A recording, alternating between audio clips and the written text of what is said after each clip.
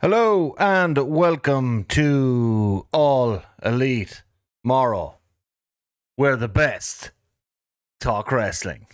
It pops me every time. My setup feels weird. I had to disconnect there earlier, and I don't know if I have the setup the same as I had before. It feels different. I feel like I have more space. So yeah, tell me if it sounds different. Does it look different? What's going on? What is going on? Yeah. A few responses to Shane's call out there earlier. Oshin Mac says, while I enjoyed the use of Sting, I felt Moxley was a mountain Darby needed to conquer on his own. I hear that. We'll be getting into that. Full review coming on AEW WrestleDream. Again, Ronan with similarly teamed. WrestleDream was really good, but the finish of the I Quit match felt very flat. Interesting. I have some thoughts on that as well. And then Jer B is in with great to see Dragunov back. Yes, it is. Dude was looking jacked, got himself in great shape, and got a badass tattoo on his neck. What is it with neck tattoos in WWE? Well, I suppose I think Cody got his during his AEW days. Yeah, I think it definitely was. Little heelish from Cody using the championship belt. Yeah, definitely. Cody ain't going heel though. I couldn't see Cody going heel soon. Can anyone else see Cody going heel soon? Oshie Max said sounds and looks all good. Sounds fine from David Ayers. Cottle Crow. No better feeling than watching AEM while slamming beers on my balcony in Lanzarote. You bastard! I'm actually looking at going to Tenerife soon. How's the weather over there, Cottle? My parents live in Spain, I guess. Oh, that probably came through real loud. Parents live in Spain, getting photographs of the beaches and shit every day. After the view of the balcony and all this. I used to have that life 24/7 before I moved home to Ireland and the shit weather and the okay people. Big shout out to Ronan, the analyst, as well. Ronan, who's in the chat here almost every week, got named as the data analyst for the Kilkenny minor hurling team. Very big job. Congratulations to Ronan. Seen it just after getting off air. Listen to me, I sound like Shane, that nerd. Getting off the show last week. So congratulations, Ronan. Cottle Crow making us all extremely jealous. Just an awful lot happened in the wrestling world over the last week, didn't it? It feels like a lifetime ago that Seth Rollins got attacked by his own crew. What are they called again? The Vision, allegedly. What a crap name. That feels like a lifetime ago. That's what we were talking about last week. Feels like so much has happened since then. Nothing funnier than this.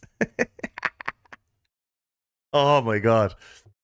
I wanted to start with this because I don't think there's actually a whole lot to talk about.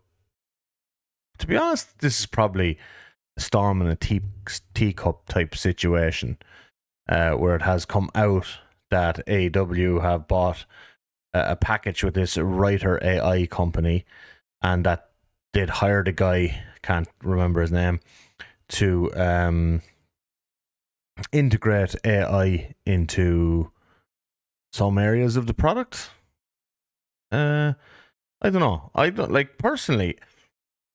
They've got writing teams and booking committees and division, and still couldn't see it coming. Jerby says, "Yeah, some visionary." But like they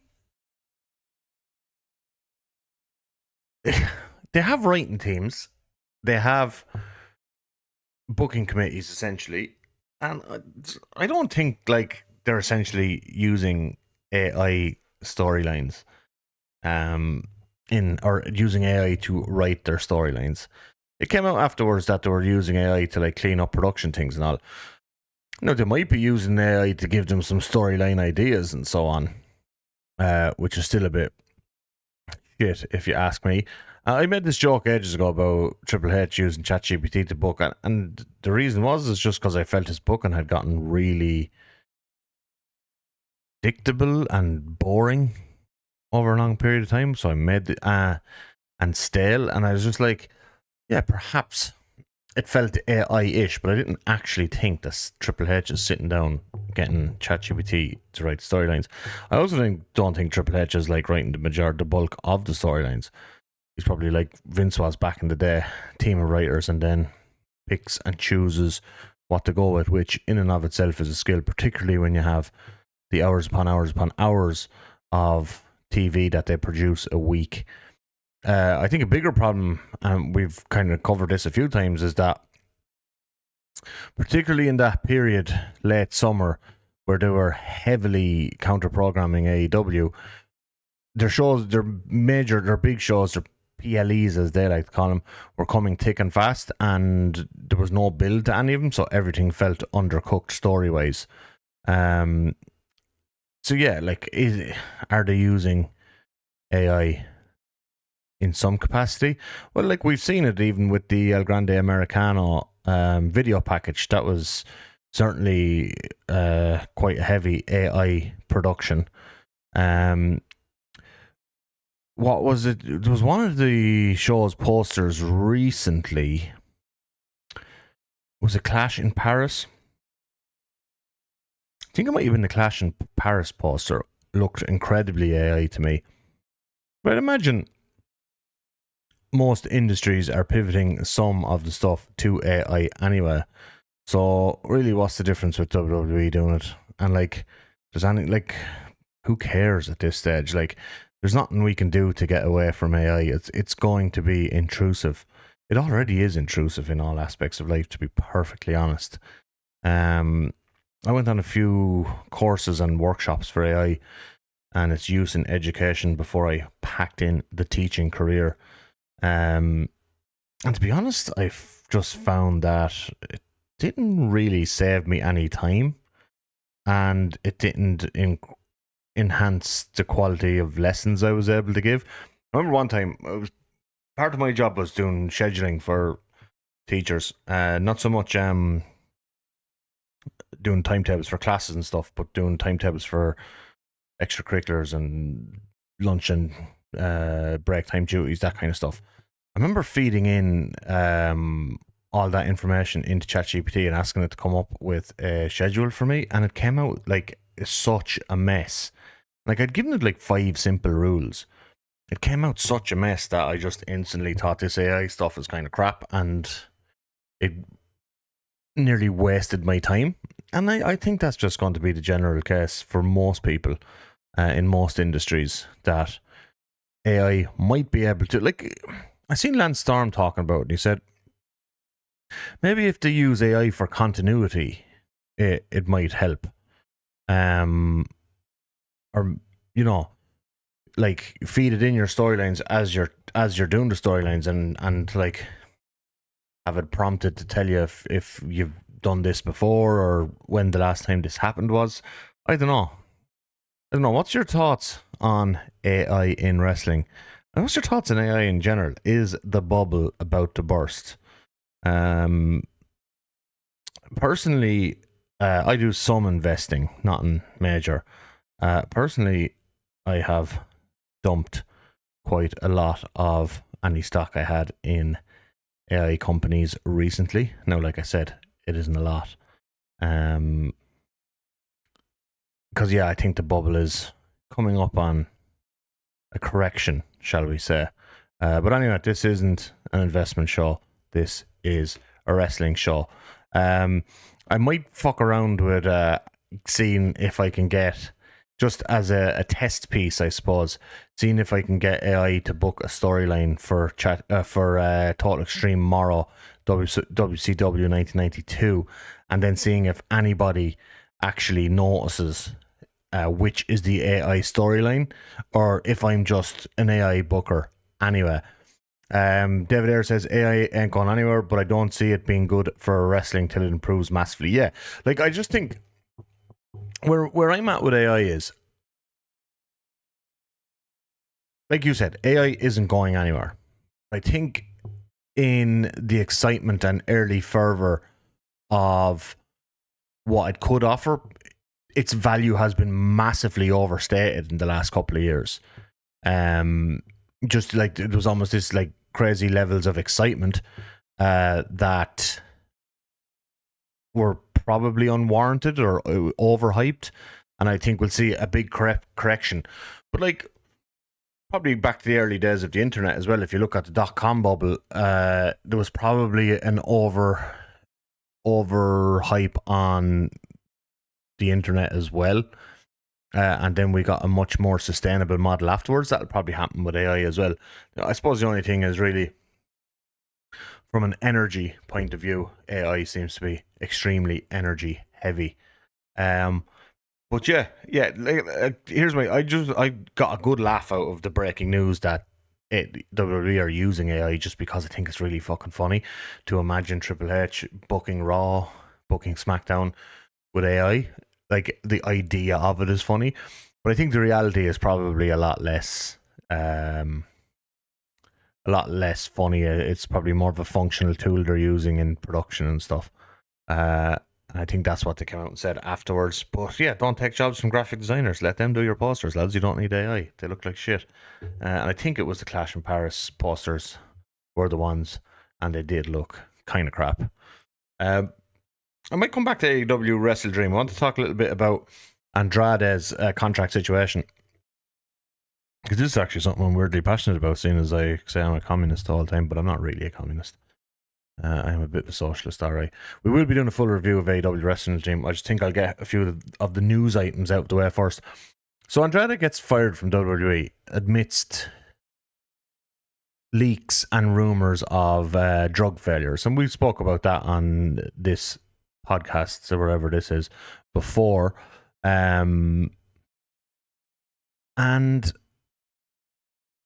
we said about the leaks and all that being total bullshit, and also like you're using PEDs against the guy in 2025 when your whole roster is absolutely jacked to the gills. Look at Brock, like at his age, to be in the shape, to be in probably better shape he was in his physical peak.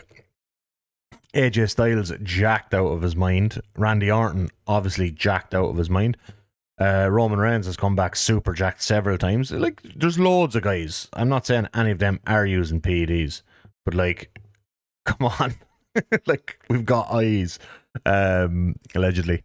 Just stick in the allegedly there, just in case. But like, so Andrade gets fired amidst the rumors of wellness policy failures. And although, which is funny because there was at no point of his WWE run where he was absent for 90 days, which used to be what their suspension period was if you failed a wellness policy violation. So there was no time where they actually suspended him and then they fired him. And, you know, they were very quick to leak that to the media. And then, you know, we see initially he gets booked on a couple of indies, in Mexico in particular, and I think one in California as well. Aaron Reynolds says you can make an argument that PEDs to a certain extent should be allowed in wrestling. The problem is people will abuse it. I think PEDs should absolutely be allowed in wrestling. I am in full support of that, under proper medical supervision. But yeah, that's where the abuse part comes in. If these guys... Here's another thing. I would imagine there is a whole host of wrestlers in every company, this isn't a company specific thing, who have testosterone replacement therapy, which can be done very safely under medical supervision. And it is essentially a performance enhancing drug, albeit a more legalized version of performance enhancers. So at the very least, wrestlers should be allowed to do testosterone replacement therapy, because, and I'm sure an awful lot of them are, because what we're seeing now is wrestlers look better and perform better to a later age than they ever have in the history of wrestling. Aaron asks, remember when TRT was allowed in the UFC? Lol, remember. What's his name? The Brazilian.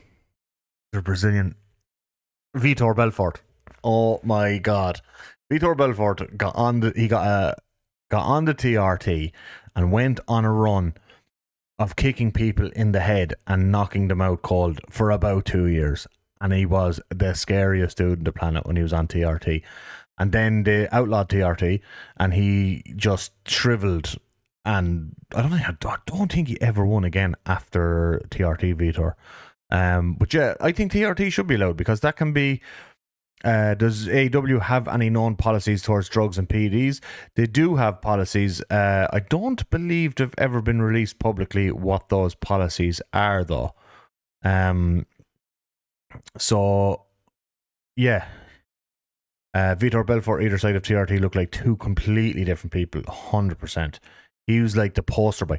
Also, you could add in Alistair Overeem. Now, I don't know if his was testosterone replacement therapy or if his was just straight up an outrageous amount of banned substances.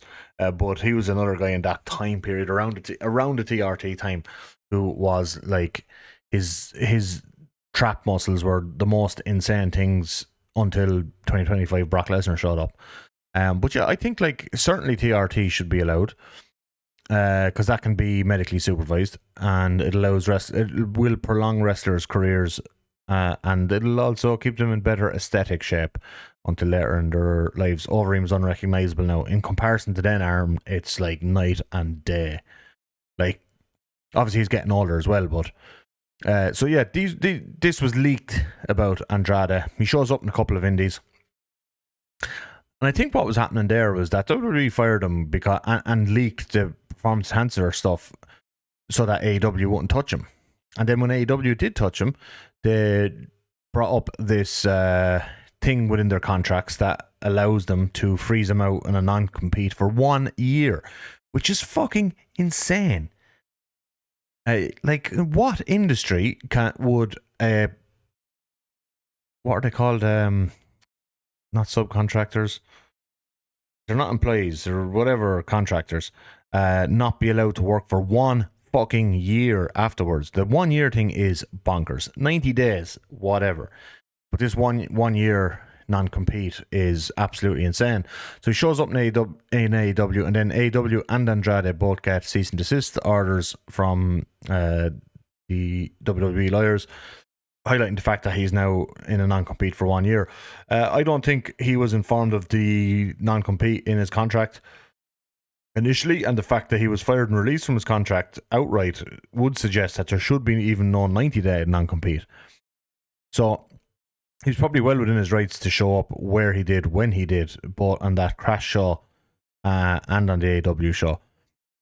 If I'm him, I'm lawyering up massively. I know it was in his contract and he signed the contract, but that's one of those things that very few courts would stand over, disallowing someone to work for 12 months. And if he plays this right, this could actually change wrestling contracts massively going forward, to be more favourable to the workers, removing things like 1 year non-competes. And the funny thing is, actually quite recently, the Trump administration themselves, which in many ways are an anti-worker administration, brought in a thing outlawing non-competes in contracts. So given that thing was brought in, that new law, and it wasn't a law, it was like a directive, was brought in, if you were to challenge this now, I think he'd get through and he'd be able to show up on AEW TV pretty soon. Although with the American justice system, you just never know how long that thing could be dragged out. But I don't see him sitting out for the year. It also comes at a time where Ridge Holland was released from his contract while injured, which, you know, look, Ridge Holland was going to be released at some stage anyway. But he got injured working for WWE on a TNA show. So they send him to TNA to work a program. He gets injured on the TNA show. It came out afterwards he wasn't paid any extra to do the TNA show, which boggled my mind. Because I'd said here, I think last week or the week before, when we were talking about the TNA guys on NXT, that they're definitely getting appearance fees for those nights. Now, they're not like... There's no way Matt Hardy and Jeff Hardy are showing up on NXT and not getting paid extra to be there, like a one-night fee or whatever. But it boggled my mind that Ridge Holland wasn't paid extra for the TNA match that he then got injured in. The WWE are covering his medical expenses, as they should. He got injured while working for them. But then on top of that, he can't work. He's out, I believe, for another 6 months. They just let his contract expire, and so he's not getting paid. So they're going to pay for his medical, but he has no wage coming in at a time when he is physically incapable of working. And don't really have it in there. They can add injury time to contracts. So surely they should have just paid him out for the length of his injury, and when he's able to come back to work, either then decide, right, we don't need you, we're going to let you go, or maybe just bring him in for a week or two and see if you think he has any value, and if he doesn't, let him go then. So yeah, it's just some really shitty business practices taking place. Yeah, and I hope Andrade does get out of it. Look, Andrade is just a chaos merchant, and he's great to have around, and he's a solid upper mid-card guy for any company. The Seth Rollins injury thing, it does appear that we're not being worked this time. Not as if we were worked the last time we weren't. We all kind of knew all along that it was, not all along, but pretty shortly after the injury, the worked injury, that it was a work. We kind of figured it out, I think, didn't we?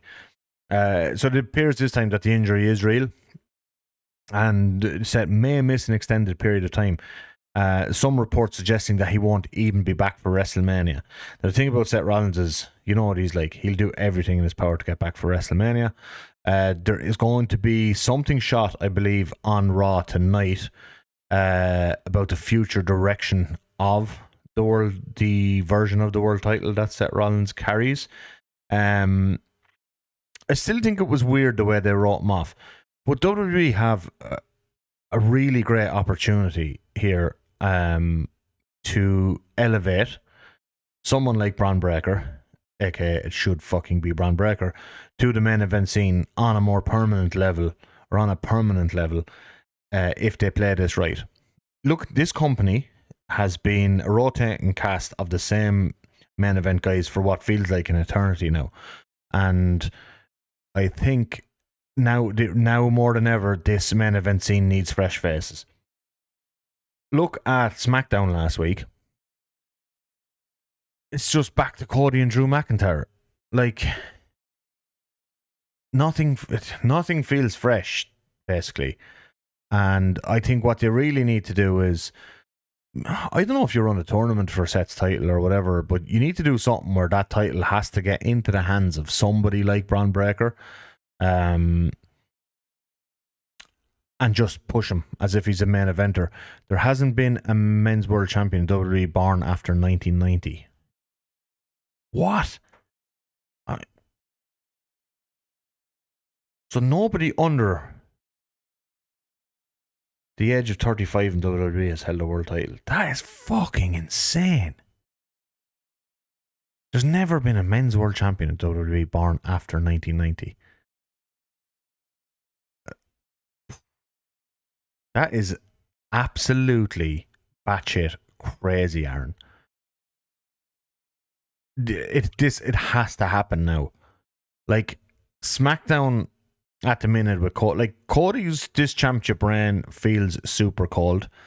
Drew McIntyre feels cold. He's not going to heat up. Drew McIntyre's shtick feels a bit stale. Does anyone disagree with me there? I think he was doing great stuff with the social media and the in-ring mic work and so on about a year ago. And then not all of a sudden, just gradually became overplayed over the last year thereabouts, and now it just feels like dull and boring. I just think he's overplayed or overexposed his hand on what he was doing with the character. And it feels more fake and false now than it ever did. And that's why I don't think it's really a good time to have him as a challenger for Cody, because you've got Cody, who's in the midst, unfortunately, of what feels like a kind of a cold title reign, and you're bringing in a top heel character who also feels a little bit cold at the moment. And when you mix cold with cold, you don't really ever get hot. David Ayers says, I think the Jelly Roll feud hurt him. I do agree with that, definitely. And Oshin has a good follow-up point to that as well. I think what hurt Drew is there's rarely any follow-through to go with him getting hot. Yeah, he does. Like, Drew has had numerous times over the years where, for a short spell, as he was getting hot, they would push him, and then they would just cycle him back down to that upper mid-card slot very quickly after whatever program he was working finished up. So like with the CM Punk stuff, that was the hottest thing they had in the company at that time. And they managed, and a lot of that was down to Drew because Punk was hurt at the time. Now, Punk did some good shit in there as well, but it was Drew who carried the heavy load, we'll say, of that feud while Punk was showing up intermittently throughout his injury. But when that feud ended, they just kind of went back to doing nothing with Drew for ages.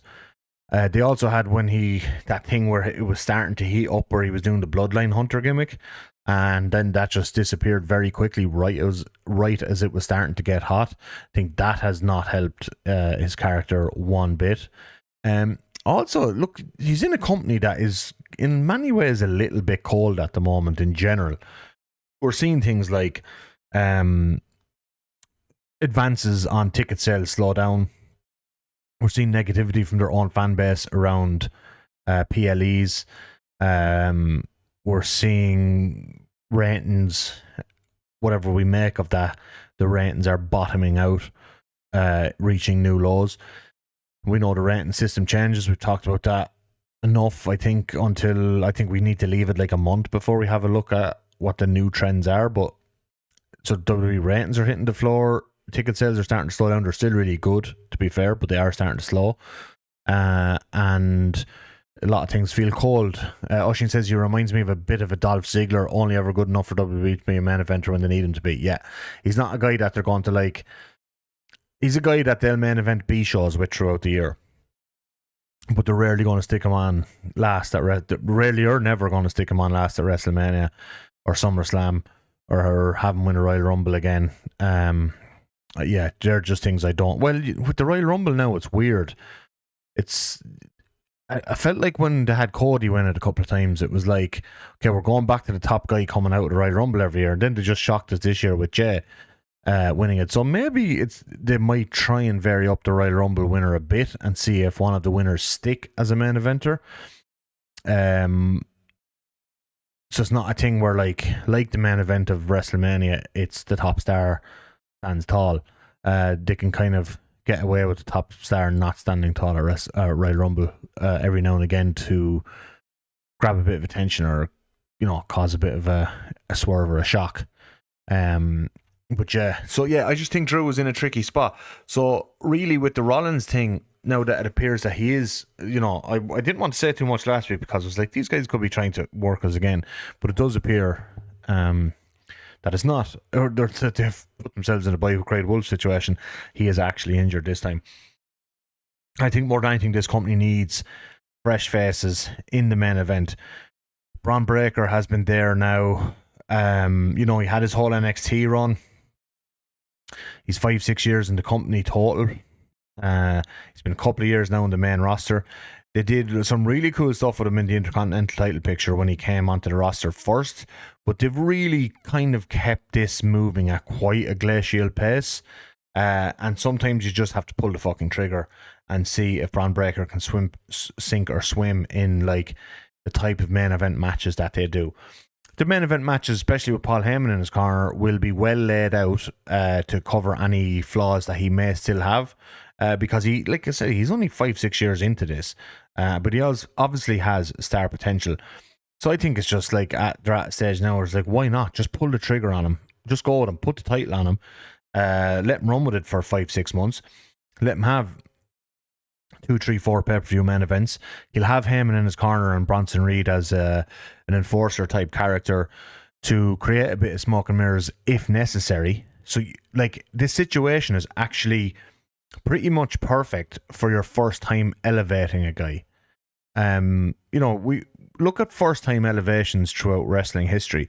Most of the times guys, when they get elevated for the first time into main event status, like proper real main event status, it doesn't always go super smooth, and the company has to find ways of making that work. Like you can go back to Bret Hart taking the title off Ric Flair in '92. Just like that's a clear example of this. they felt the need to establish Bret Hart as this kind of fighting champion thing. So remember, like, they had him defending the world title on TV against people like Virgil. And the idea was that people are watching our TV, they see him defend the title enough times, they buy him as champion. And it's weird to say that about Bret now, because we look back at Bret as one of the GOATs. But it wasn't seen in 92, post-Flair, post-Hogan in particular, that Bret was going to be a big drawing champion going into 93. So they had to come up with creative ways. This world champion fighting on TV thing was just not a done thing. That was saved for the house show circuit to try and sell. Like, the way TV was used back then, this is before they were getting rights fees, TV was used to sell live tickets for the house shows and the touring show and the big Madison Square Garden shows. So you would see things happen on TV to then try and get you into the venue, or to sell tickets for the pay-per-views, which was beginning to happen at that stage. You know, there were 7-8 years into WrestleMania at that stage. So, you know, TV is used to sell tickets for live shows, and at that stage used to sell tickets for pay-per-views. Or not tickets, but pay-per-view buys. So they had to get creative with Bret Hart. If you look at Hangman's elevation into main event status for the first time, they had him do an hour-long match with Danielson on TV very quickly as a way of establishing him again as this fighting champion on TV. So it might take something unique and creative with Bron Breakker in order to establish him in the role as your world champion. But you have the perfect set of circumstances for that with Paul Heyman in his corner. You know, my thoughts on Paul Heyman, I don't think he's been good in that role in quite some time, but they don't have anybody better in WWE in that role at the same time. And having an enforcer like Bronson Reed, I think you could do something really interesting with that dynamic in elevating a guy to world champion and hopefully main eventer status. A fresh, young face who has the look, who it's hard to know now if he has the in-ring, because I think they've protected him massively with the way they've run programs recently. They haven't really given him the opportunity to shine as such in the ring. A lot of the matches have been smoke and mirrors and stuff, but I still think he's good enough to main event a lot of their PLEs. Yeah, that's my thoughts on that. OTT 11th anniversary coming up this weekend. I will be in attendance. The ticket is purchased, ready for action. A few matches. I'm not going to labour on this one now because I just wanted to go through the matches that are announced for the card. Some really interesting matches. So we have Santos and Big Demo for the World Heavyweight title. Very interesting one. Will they pull the trigger on Santos, I wonder? You know, he's obviously a guy that I think has a big future. So they might pull the trigger on Santos. And then we have Renzo and Bullet versus the Hype Dogs. That's going to be a fucking banger match. I don't know what to do there. I still think they're probably teasing either Renzo or Bullet. They might swerve us with a Renzo heel turn or something. I don't know. Maybe it's a Bullet heel turn. I think that might be a more obvious direction. But the Hype Dogs are excellent in the ring, as are Renzo and Bullet. I really like what Renzo and Bullet are doing. I kind of hope they just win the title and defend it for a while, because of that, I'd love to see them continue as a tag team for a while. Leo Rush versus Keen Noonan, a super interesting match. So Keen Noonan is getting the old LJ Cleary spot of taking on the Import, which is a guy that whoever's in that spot generally is a guy that Joe has super high hopes for. And Keen Noonan is like really sensational to watch. So that'll be, as is Leo Rush obviously, but that'll be very interesting. We get Moose versus Oku in a money match. That'll be a banger. I'm really looking forward to seeing what the Moose Oku dynamic is. Because I think, you know, big burly Moose and a mover like Oku, and a guy like Oku can generate sympathy or generate heat. He's really good at both. Looking forward to that. And then Myla and Raven for the women's world title. Weird stip on that one. Myla it's no DQ for Myla, but if Raven gets DQ'd, she loses the title. And then other guys announced for the card: Man Like the Race, Trent Seven, Charlie Sterling, Callum Black, Damien Corvin. No matches announced for them yet, but there was a match announcement just before going on air today. Be Cool, due to his injury, has been stripped of the European Championship. So there will be a match on the card for the European Championship. I wonder, will they do a gauntlet style match like they did for the European title initially, with those guys that we named, the likes of the Race, Trent Seven, Sterling, Black, or Corvin. I hope Callum Black gets a singles match to defend his No Limits Wrestling title, because his last one was excellent. But yeah, that's where the card is at the minute. Made it to the live show this week. Is that microphone getting bigger every week? I think I'm just getting closer to the camera. Although I feel like the camera's more zoomed in as well. I don't know if I fucking changed settings or whatever here. Aaron Reynolds says flips and more flips. I'm sure that's for Leo Rush and Keane Noonan. Most certainly, the more flips the better.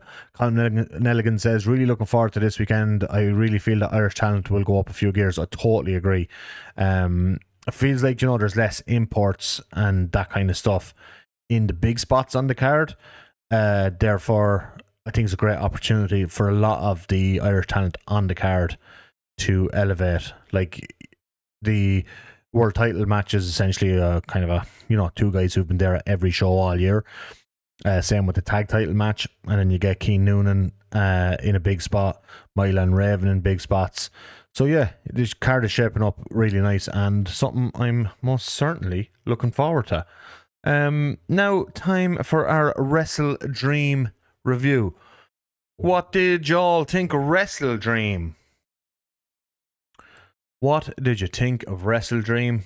I'm looking forward to hearing your thoughts. And you know what? This time, I did, in fact, watch the pre-show. The tailgate. What was it called? The tailgate brawl. I'm bringing up some notes here. The tailgate brawl. Just really quick on the pre-show. You had the Death Riders beating the Conglomeration in a tidy little 8-man tag match. You had Eddie Kingston and Hook beating the Frat House. I just don't know what's going on with Eddie Kingston at the moment. They're really taking their time with him.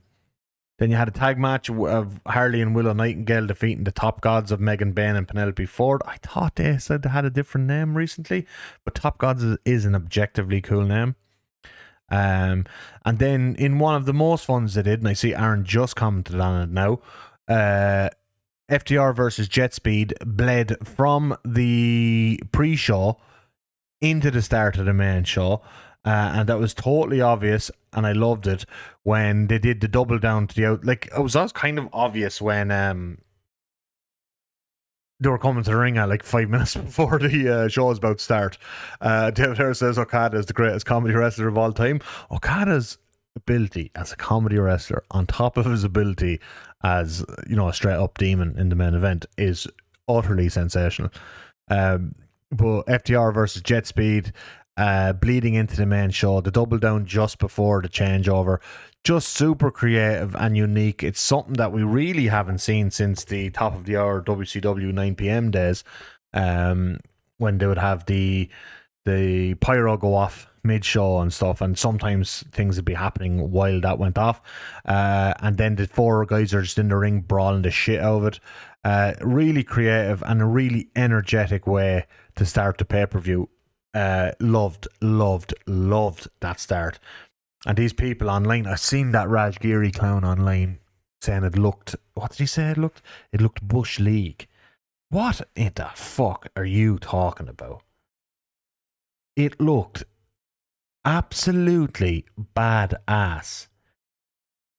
The pyro in the background, the great wide angle camera shot of the four guys punching the shit out of each other in the ring while the pyro goes off in the background and the commentators do their thing. No Bryan Danielson on commentary. I don't know why. I felt it was a bit of a loss. Thought Nigel was good. Tony, okay. Excalibur, okay. I did think Danielson was a loss on the pay-per-view. I thought the matches that Callis came in for, he was fine. But yeah, I did think Danielson was a loss on pay-per-view. Loved that start to the pay-per-view. Really enjoyed that match. This was a show of exceptional tag team wrestling. I thought the tag team division totally stole the show.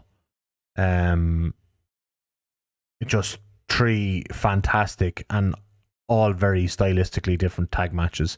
The FDR Midnight Express spot to win the match was sensational. What's his name? The manager. I can't think of his name. Their manager. The FDR manager. Stokely. Stokely in the role of Jim Cornette. Like, super fun. Love that. And then the opener, I thought, really well placed opener on this card, Jamie Hayter and Tekla, because this is the one that, despite the fact the feud got off to a really good start, kind of felt cold coming in. And like, I was like, where are they going to place this on the card, right? Because it feels like neither of them are pushed at a star level to get the kind of show opener slot. But I felt that was the only place where it wouldn't be coming off a match that was significantly hotter than that was going to be. So it's like they kind of have to open the show with it. But who gets the show opening entrance? Because normally that's like, an MJF or like a big name. And for a long period of AEW, the opening match was actually treated as the semi-main event. The second biggest match on the show would quite often open the show. So I wasn't sure that they would go with Jamie Hayter and Tekla in the opener, but they got around that by having the FTR and Jet Speed match bleed in as the opener anyway. And then we got Jamie Hayter and Tekla, which I thought was really good. Very like, there's no other North American company who'll have a women's match like this. And what I mean by that is WWE aren't having a women's match where the women hit each other this hard. AEW women's matches a lot of the time still tend to be overly choreographed, despite the fact that they absolutely have the talent to have a match like this. Asuka, one of the greatest female wrestlers of all time, one of the greatest wrestlers in general of the 21st century. Io Sky, Rhea Ripley, they could all have a match like this. They're just not allowed in that company. But Jamie Hayter and Tekla beat the shit out of each other. Really enjoyed it. Just a fine match. It wasn't like an exceptional match or anything like that, but it was just a really good match and quite unique in its presentation. And Jamie Hayter beats Tekla. Then we get into the Jurassic Express and Young Bucks match. Now, this is a match that I felt was exceptional, sensational, extremely enjoyable. I thought Matt and Nick Jackson did everything in their power, and there's very few people in the history of wrestling as good as these two at highlighting and getting other people over. They did everything in their power to get Jack Perry over as a babyface in this match. And by the end of the match, it felt like Jack Perry was over. However, it was a few minutes too long for me. And the weird thing is, it actually wasn't a few minutes too long for the live crowd, because every time I felt they've hit their peak and then they went an extra couple of minutes, the crowd went with them. Me sitting at home, I didn't go with them quite every time. I did think it was just slightly too long. We got an angle, Jurassic Express win in what was, really, really, really good tag match. We get an angle after the match where Jurassic Express are attacked and Kenny Omega comes to the rescue, and he's kind of has a moment with the Young Bucks where he's encouraging them to help, and they kind of brush it off and move on. But I think we're starting to get the teases of an Elite reunion. All things being equal, you kind of want to drag that out a little bit longer. I don't think it's necessarily the right time for an Elite reunion, but we're going that way. However, with the amount of injuries that have been stacking up on Kenny, it might be something that time-wise you need to move forward, because you have to get at least one more Elite reunion in. You have to. You can't let their careers end without having another Elite reunion. You'd feel like something was incomplete. And with the way Kenny's body has been breaking down over the last kind of, I suppose, about a year and a half. It feels like you kind of have to move up the timeline of that a little bit. Jerbanan says probably WWE trying to make an example out of Andrade to show others what approach he'll take. 100%. I also think there's a bit of bitterness there with Andrade as well. I just think they don't really like him as a person. Aaron Reynolds says, could see the reunion being the last thing Kenny does. Yeah, I think the reunion certainly would be the start of his last run, or his last full-time run. I don't think it'll be the very last thing he does, but I think it'll be a signifier. If they do the reunion real soon, that would signify to me that Kenny doesn't actually have that much time left. I think we don't get much more than a year of Kenny after this reunion happens. Because there's no point building to reunion and not getting any matches out of the reunion afterwards. I felt, yeah, they'll need to do like Elite, including Hangman. So Hangman, because you need a Hangman Kenny proper reunion as a tag team as well. It'd be an awful shame as well if we never got another Kenny and Hangman versus Young Bucks match, because they've only had one match, and that was one of the best tag matches ever at Revolution 2020. Like, really a standard bearer of what great tag team wrestling can be. And for it to only happen once would probably be, you know, I don't know if they'd have the same match now, but Hangman's better now than he was then. Omega isn't. Bucks just seem to never get any worse. See, I do think I think the Elite reunion will be a signifier to us that there probably isn't that much time left in Kenny's career. What that means, like, does that mean a year? And does it mean that, like, does he go part-time after that? Kind of feels like he's part-time as it is. And then we get the Hurt Syndicate Tornado 6-man tag match versus The Demand. That's Ricochet and Gates of Agony. Really solid 6-man Tornado match. I thought Bobby looked great here. Bishop Khan looked fantastic here. Shelton Benjamin looked great, as he always does. Ricochet's bumping, selling, jumping around is just fucking excellent. He's just got it down now. Like, Ricochet has really embraced not trying to be cool, not being a cool heel, being a bumping, stooging type heel, and that has really, really elevated his work. The way he's bumping and selling is brilliant. And these guys, look, you could have had The Demand going over in this program, but there's still a lot of value in the Hurt Syndicate. And they've become the number one contenders now for the Trios World titles.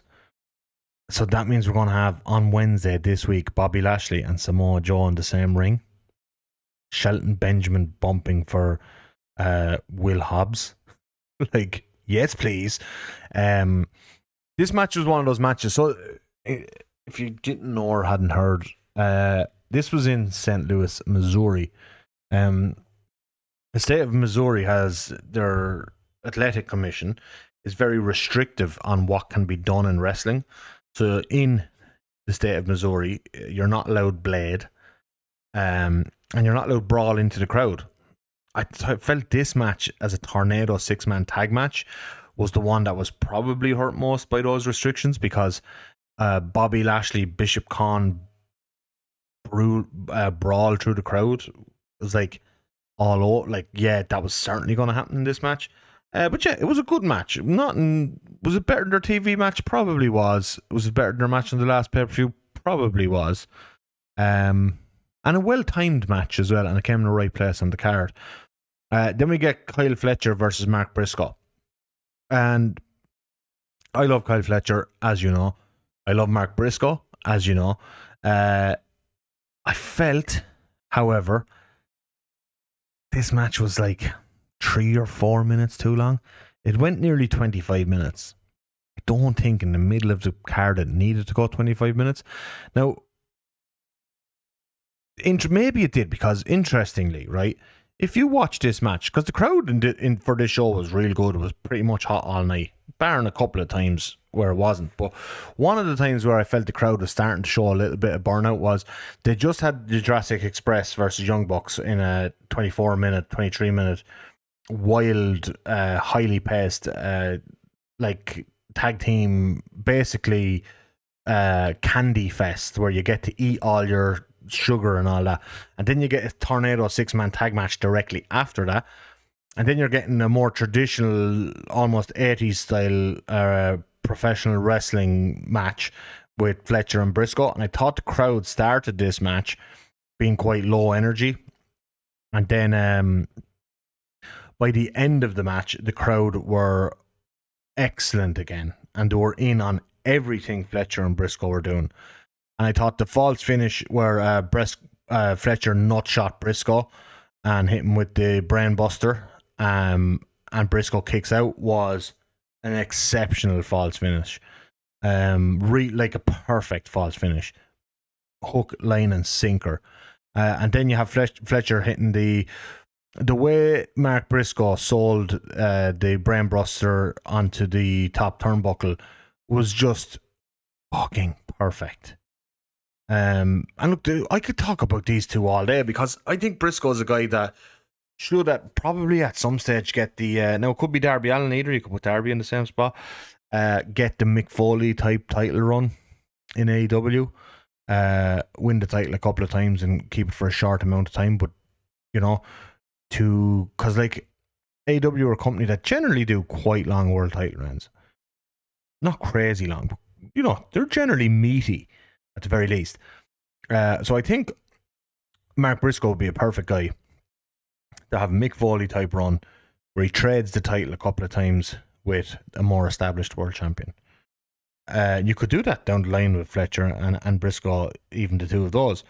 So I do think a lot of the time Briscoe's underpushed in this company. He's so fucking good.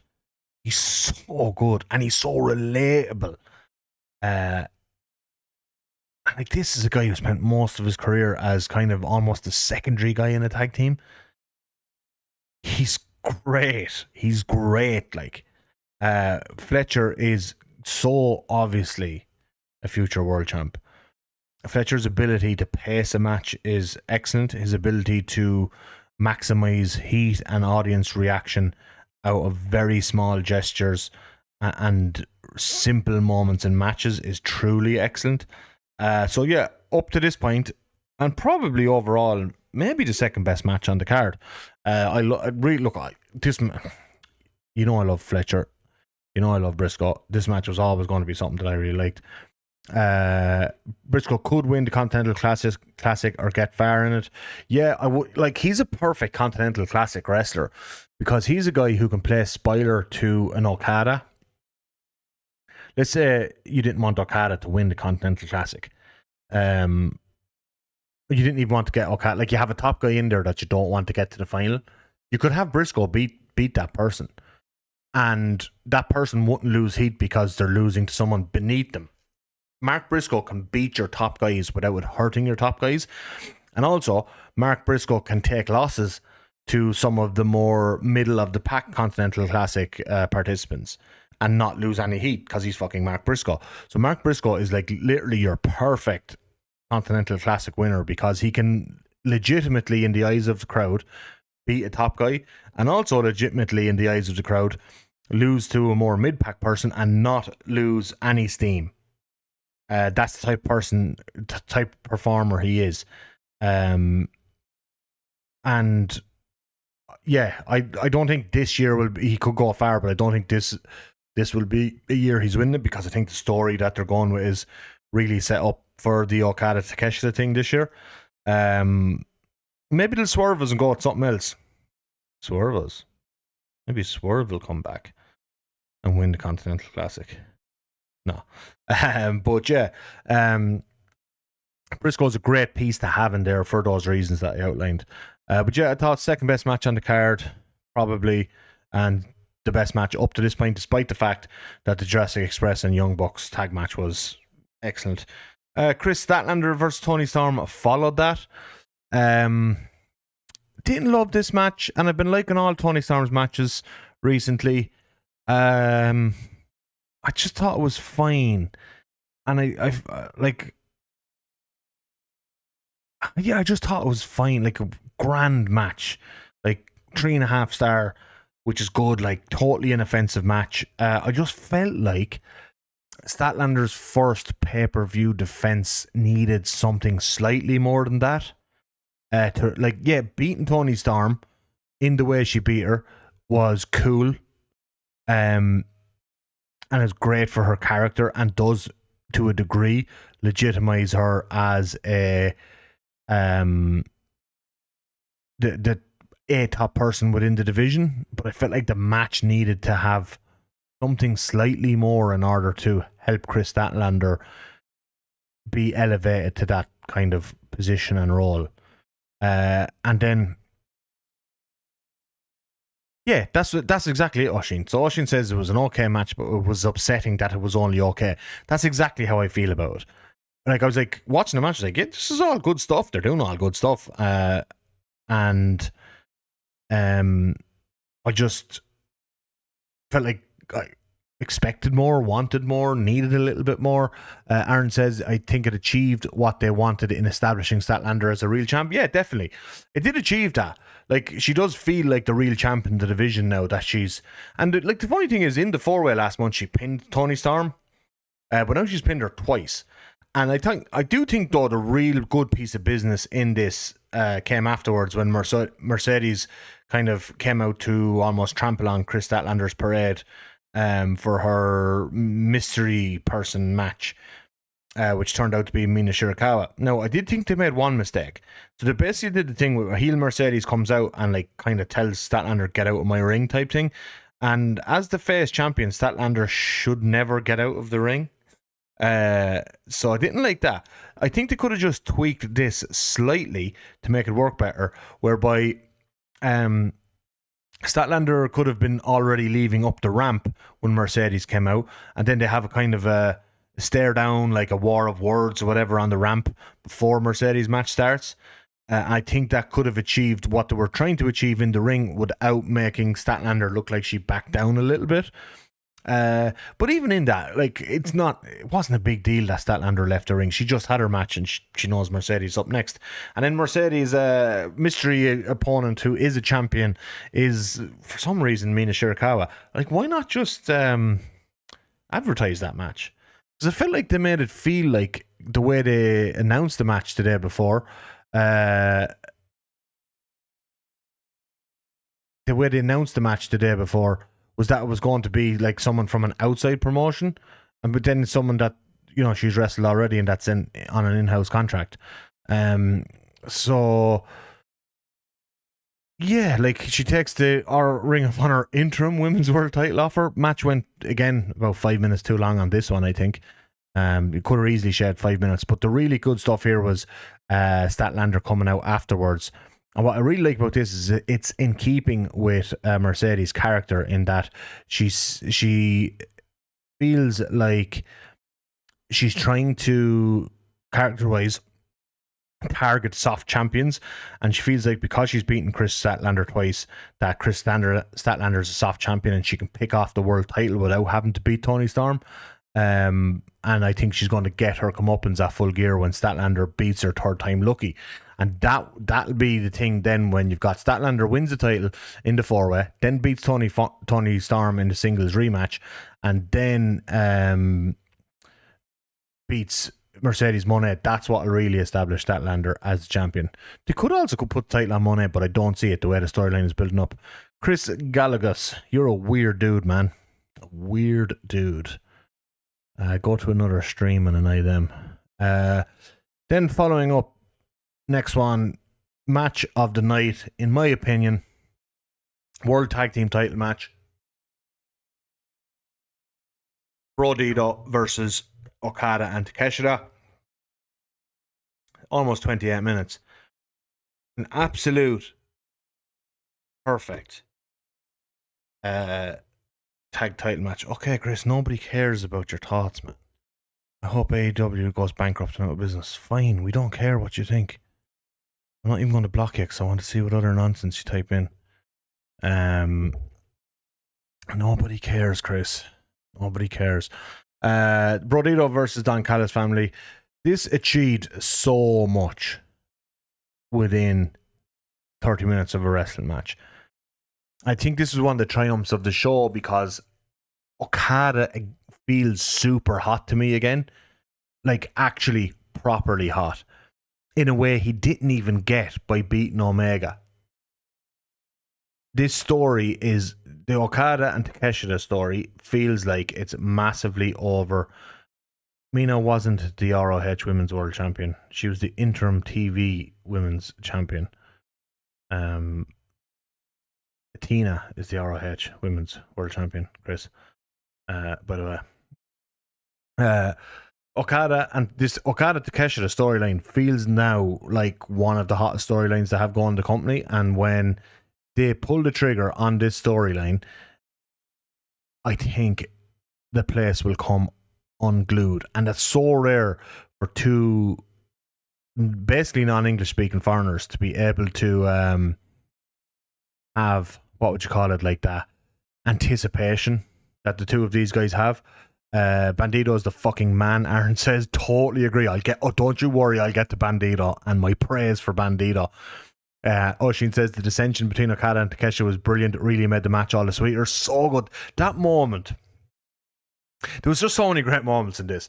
When Bandito tried to get Brody King to do the Macarena, and Okada spoiled the party. And notice that they got Okada to spoil the party there initially, and then Okada does the Macarena and turns it into giving the lads the finger. Fucking brilliant. I was like, who's one of... I think it was Oshin said it earlier about Okada being a great comedy wrestler. Was it Oshin or...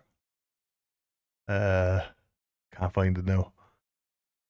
But yeah, being just a great comedy. Like, that's just the timing of that was so good.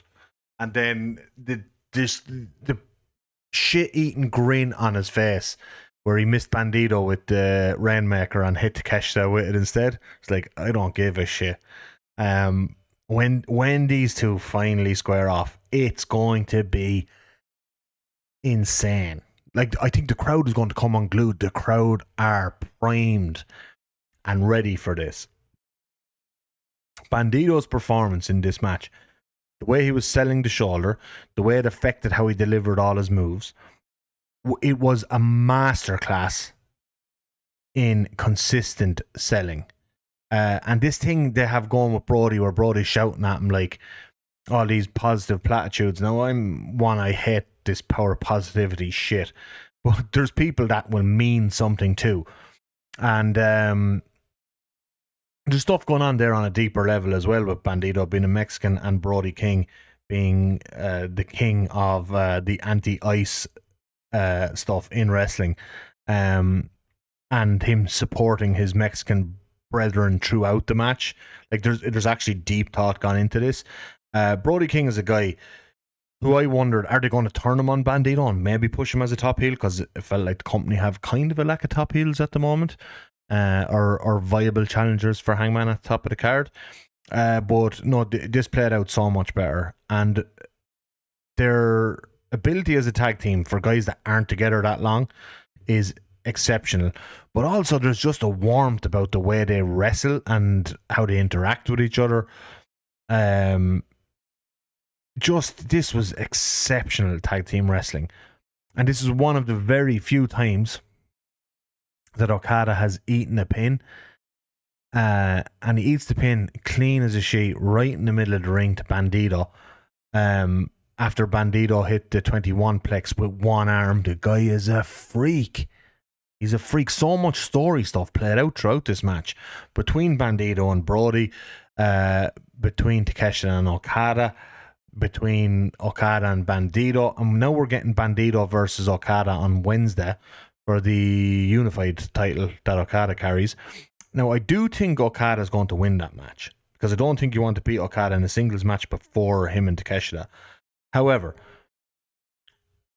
it's not outside the realms of possibility that Takeshita somehow costs Okada the match. Will they pull the trigger that soon? I'm not sure. I know that Takeshita has a DDT tour in Japan coming up quite soon. 4 dates, I think he's doing with DDT. But I don't think it's this week. So I'm assuming he'll be on Dynamite Wednesday. And I wonder, will they do the split then? And will it be... Because, like, I always felt that this split would come from the Don Callis family essentially turning on Takeshita and kicking him out. But it's a really weird way to make a guy a face getting kicked out of the heel faction. I always find it works better if the face guy takes some agency and he's the one to turn on the faction of heels. So I wonder, because they are pushing Bandito, that's pretty obvious. They've put him in big spots all year long and he has performed and he's gotten over and the crowd fucking love him. And he's a fresh face, despite the fact you can't see his face. He mightn't have a fresh face. He might have a very haggard face, but he's behind the mask. But I'm talking about the metaphorical fresh face. So Bandito is a guy being pushed, and I do wonder.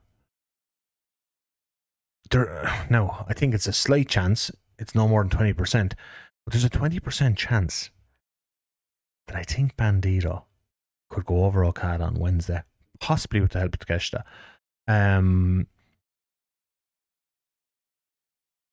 David Ayres says, I think there's a chance Okada gets the world title, IWGP, and keeps the unified title in the next year. I do think 2/3 of that is correct. I don't think he'll get the IWGP. I think his relationship with New Japan isn't quite back to that level yet. I do think there's a possibility he starts to perform there and mend some of those bridges that were burnt, because I think those bridges were burnt to a crisp. I don't think it's quite back now.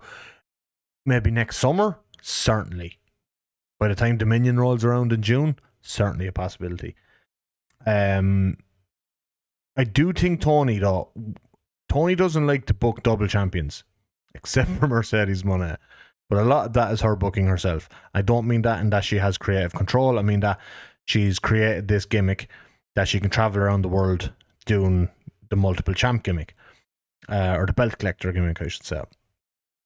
Which, if you read online, people saying that she's not helping out those smaller companies, those people are fucking idiots. She won her 12th title last night in a show in Winnipeg, Winnipeg Pro Wrestling, I believe, and it was their first ever sellout because Mercedes Moné was there. I believe it's the first time ever an all-women's show has sold out Arena Mexico. And the big seller on that was Mercedes versus Persephone. Or, yeah, I think it was Persephone, was it? How did she take on the main event? I haven't seen the show yet. Matches. Who was it? Yeah, it was Persephone. In the Arena Mexico main event on Friday night. And, like, women's matches never main event in Arena Mexico. And I believe it was either a sellout or very close to a sellout, but thousands upon thousands of tickets were sold for that match. So what Mercedes is doing, and Andy Quidlin, the owner promoter of Rev Pro, has come out and said that Mercedes sells tickets for them like crazy. Kenny and Kingston did have a couple of titles at once. That is true. Kingston did the Triple Crown thing. Kenny had, what did he have? He had the AAA title, the TNA title, and the AEW title. I think, though, if Tony is going to put the world title on Okada, which I think is a distinct possibility, and I actually think he fucking should, you know, because Okada has got himself, when Okada came in first, there was accusations of him being washed, despite the fact he had a really good match with Kingston and an insanely good match with, I think it was Pac, in his first few months. I couldn't understand the washed allegations. But right now, I think this is the hottest he's been since he came. And you can build... This Takeshita thing is going to keep him hot for the next few months. And I think they could put the world title on him in the new year, sometime around Revolution. I just don't know if you want to tie up the unified title along with the world title for that period of time. I don't know. You could do it. There'd be nothing wrong with doing it.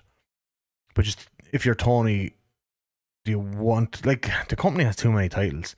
Anyway, they should probably fucking just merge them.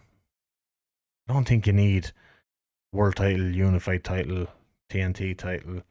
TNT title is starting to feel important again. Maybe you do, I don't know. Who might say tag titles, trios titles, women's world title, TBS title. Now there's going to be women's tag team titles. So there's a lot of titles going around. So maybe if you did David's idea, it wouldn't be the worst thing in the world, actually. But yeah, loved this match to bits. Thought it was the best match on the show. On what was, generally an exceptional show. Basically top to bottom with a couple of slight down moments throughout. Had the back-to-back women's world title and TBS title matches. Neither of them hit on the level that I expected. So, and they took up basically 45 minutes of time in the middle of the card. But this match brought this card way back to life. The tag match, which was just one of the best tag matches you'll see this year, really, I think. And Brodito keeping the titles. These guys are just, Bandito in particular, but Brodito as well, are on a run of exceptional match after exceptional match after exceptional match. And the case for Bandito, we spoke about this a couple of times this year already. Bandito's case for Wrestler of the Year keeps getting stronger as time goes on. Do I think, in terms of all-around Wrestler of the Year, has he topped Mystico or Saya Kamatani in terms of draw and performance? Probably not. But in terms of bell-to-bell performances, I don't know if there's anyone this year, and we are on the 20th of October. There's just over 2 months left. I don't know if there's anybody this year who's been operating on the level Bandito has. When you look at the singles matches with Takeshita and Hechicero, you look at the string of amazing tag matches, the Arena Mexico sellouts, and also amazing matches in Arena Mexico that he's had as well. Hard to pick somebody who's had a better bell-to-bell year than Bandito. And also he has a bit of a business case as well in terms of being a draw in Arena Mexico, drawing on pay-per-view with Ring of Honor. I think some of those, his title defenses there, outperformed expectations. Because he felt cold around the time of that Jericho stuff. When he came back from injury and he didn't look quite as sharp as he did before. Then we get into the Hangman Adam Page beats Samoa Joe in just under 20 minutes in a match. Look, I said this match is catering for me. I really like this match. I like the way Joe was presented in the match. I like the depths that Page had to go to beat Joe, needing three what's the move called? Flippy do clothesline thing. Flips over the top, hits him with the clothesline. The Hangman flippy clothesline. Buckshot lariat. Jesus Christ, my brain. Needing 3 buckshot lariats to put Joe down.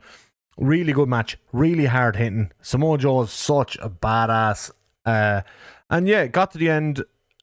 Page beats Joe. We all knew it was happening, but it happened in a really good match.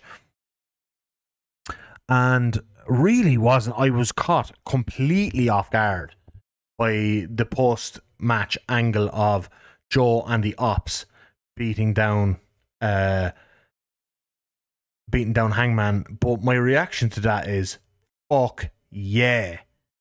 Oshin says, Monster heel Samoa Joe in 2025 leading the Ops as heels is going to make for grade A TV. Couldn't agree more. Fuck yeah. Badass heel Samoa Joe is the best version of Samoa Joe. I've no doubt in my mind that the badass heel Samoa Joe is the best version of Joe. And he's got Will Hobbs, and like Shibata, since his return, has been a babyface the whole time, despite the fact that his best career work is as a heel, or as this just non-caring beast.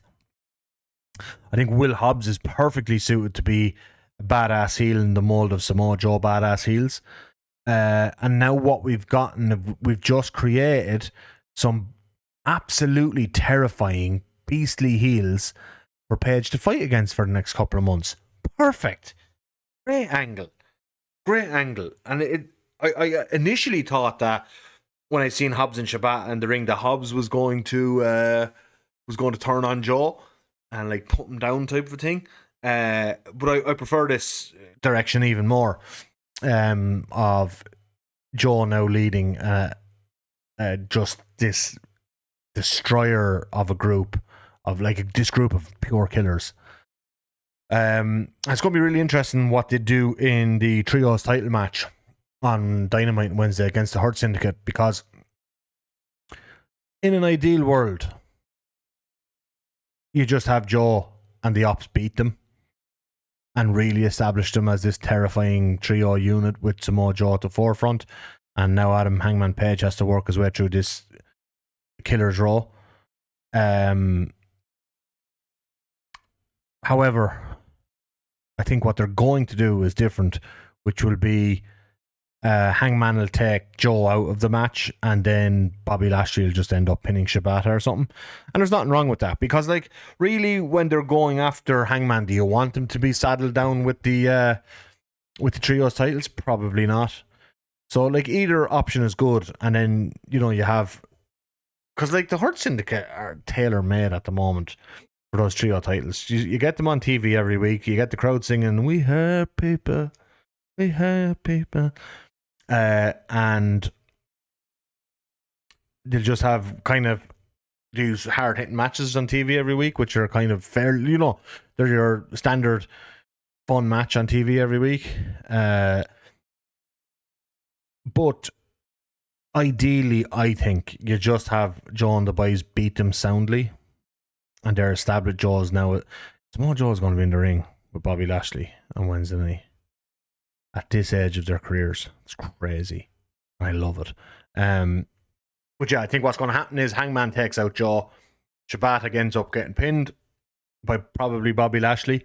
And that gives Joe and the lads another, a bit more spite in coming back after Hangman for the world title. And hopefully Hangman will have to fight his way through Shibata, and Hangman will have to fight his way through Will Hobbs, because fuck yeah.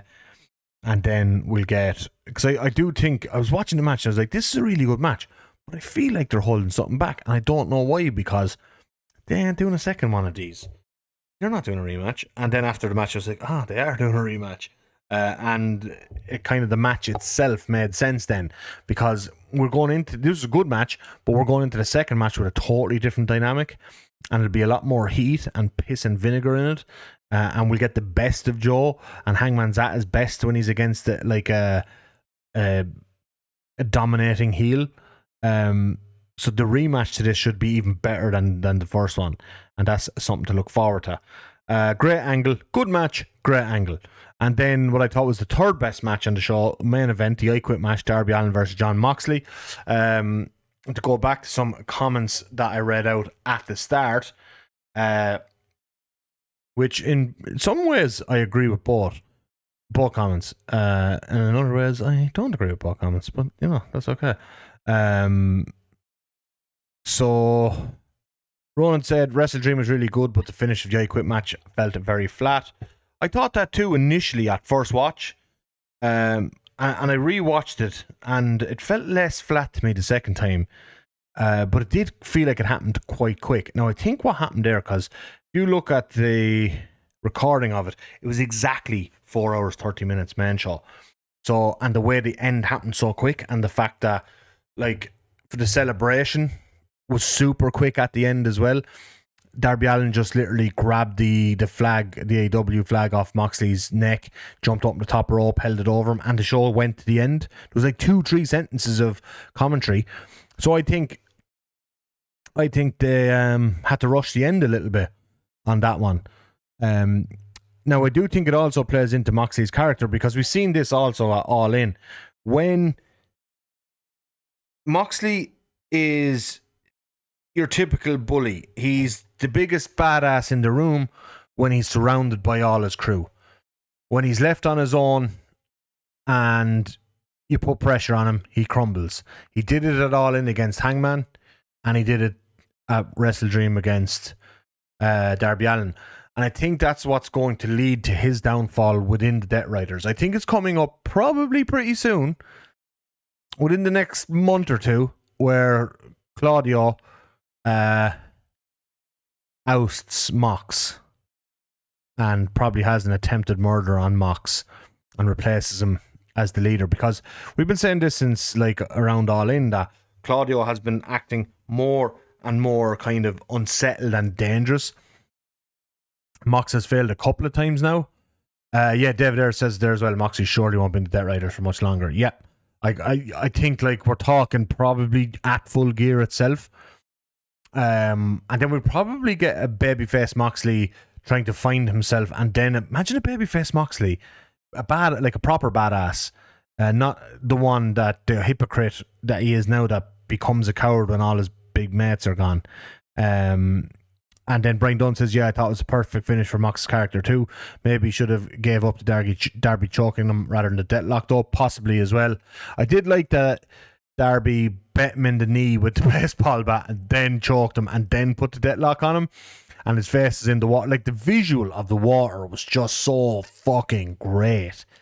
It looked so cool in the ring. And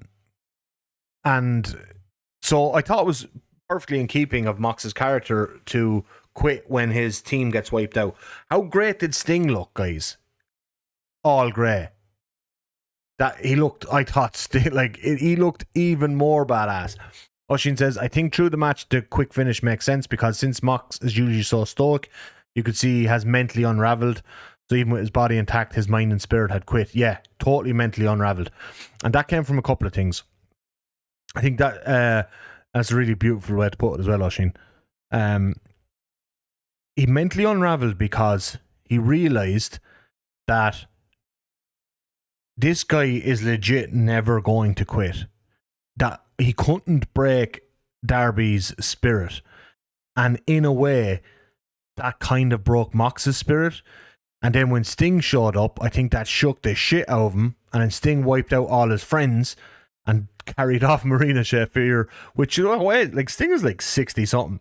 Carrying someone up a ramp like that in your mid-60s must suck. Like, that must be really shit. But Sting looked so badass. David Ayres called him Jack Frost Sting. Brian Dunn popped crazy for Sting. I popped so hard as well. Like, just always awesome to see Sting with the white hair and the white beard was class. Him throwing the I got weirdly emotional when he threw the bat to Darby. I was like, yes. It was like the passing of the torch that we never really got. You know, we had Sting's epic retirement and he came back once after that. But this was the passing of the bat was the moment. It's like, yeah, that's so cool. And then like, this is a match again that was highly restricted by the State Athletic Commission. Because, like, this is obviously a match where under normal circumstances doing this match, these two guys would have been bleeding everywhere and they weren't allowed to bleed. So, but I don't know if that hurt the match. And I thought they got really creative with it. And I loved that skewer under the fingernail spot. Super safe, but extremely creative. And even though we didn't see it outright, I think everybody felt that. I think we all felt in the moment, like, oh, like this kind of shudder came over me. Brilliant spot. And I thought the water tank was fucking ingenious for a couple of reasons. They spent the last 6 weeks or so, or more, teasing us with fire. Constant teases of fire. What did we get instead? Water. Brilliant. Totally subverted our expectations with the use of water. And then the way the water was used was so terrifying. It invoked something, I think, in everyone of like what that feeling would be. And it's so rare that something like that water dripping down Darby's face and like being all over the place. And then when Sting broke the tank and the water flooded the ring, and seeing Moxley face in the water, and there was a moment actually where Darby's face, he pulls himself up and there's water just dripping out of his mouth and spit everywhere. I was like, this has ended up creating such a simple but brilliant visual. Fucking fantastic visual. Brendan said, I actually didn't even notice that there was blood. There was no blood to their head after the match, that they couldn't blade. Didn't really take away from the match. Exactly. I thought they got so creative that I ended up not noticing that they didn't have blood. I thought the water added so much. They obviously didn't do the Piranha thing. I think one American company did. The Piranha one I was thinking of was match from Japan in the mid-90s, your man Matsunaga, he lost the Prana match. It was Prana in a tank match. And the way you won the match was you had to submit the guy. I think Kendo Nagasaki was the other guy, actually. And you had to submerge the guy in the Prana infested water for 10 seconds. And he gets partially submerged in the water anyway. And he legit had a hole eaten in his chest by one of the piranhas. So yeah, they could have done it with piranhas, but they didn't, thankfully. But yeah, it was just such a visceral way of like showing the lengths to which Mox was willing to go, but also not willing to go, and how Darby broke his spirit because Darby was legit willing to go back into that water 1, 2, 3, 4, 5 more times, and that's part of what broke Mox's spirit. His friend's been wiped out. His Death Rider's been wiped out. Was one part of his spirit been broken? But the contrast with Darby's undying spirit is really what broke Moxley, and I think will have fully broke Moxley, because I think it's coming up pretty soon that the Death Riders oust Moxley and put him out to pasture, so to speak, and then Moxley can find himself and come back. Because like if you look at 2021 Moxley was the ultimate badass who never would have quit. And he's gone on this rampage for the last 12 months over the company. It's same pay-per-view 12 months ago when he killed his friend Danielson, and come full circle 12 months later, his spirit has been broken. That's the sicko shit. If there was blood, they could have put salt in the water. Oh no, that is fucking sicko shit, is right. Jesus. And yeah, just beautiful parody and the cyclical storytelling there of 12 months on, it's Moxley's spirit who's broken and Darby holding the AEW flag aloft. And it's also, in some ways, kind of mission accomplished for Mox, because Mox has said all along he wants people to step up to him, and nobody has done so more than Darby in refusing to die. Or willing to die in order to win. But I think, yeah, that'll be the end of Moxley and the Death Riders. Not the Death Riders, but the end of Moxley in the Death Riders. And I think a fresh Moxley babyface run would be badass, because he has put in, like, if you look at where he was at the start of the year with the Copeland feud to where he is now as a character and a performer, night and day. Night and day. Incredible rejuvenation from Moxley, and one that I'm actually really looking forward to a babyface run now, like a badass babyface run. But yeah, I think that's All Elite Morro for this week. Covered loads. Loads of stuff coming up on the channel. Shane's new Bizarre Stories series had a new release over the weekend. The Sting and RoboCop, fucking hilarious. He's also got one coming in the next few days of when Booker T lost his tea. I have seen that one too. Extremely funny. Loving that series. We got Total Extreme Morro coming on Wednesday. But kind of a big episode, actually. A lot happens in it. That'll be lunchtime Wednesday. Coming to the end of season 1 of Total Extreme Morro. Be some announcements made on that and soon, and what season 2 will entail. That's coming soon. Also tomorrow, we've got the Terrible Gimmicks podcast, our traditional podcast that releases at an unnamed time each week. That's out tomorrow, I believe. It's edited and ready to go. That's John and Shane. You hear me shouting in the background. There was no mic there for me. I got there late and there was no mic, and we were doing a double recording. So, that's out tomorrow. I watched it from the background and laughed my head off the whole time. So check that one out. That's going to be really good. And yeah, cheers everybody. Thanks for taking the time to come in, talk some wrestling. And I'll be back Total Extreme Morro Wednesday, followed by another episode of All Elite Morro next Monday night, 7:30. This has been All Elite Morro. We're the best.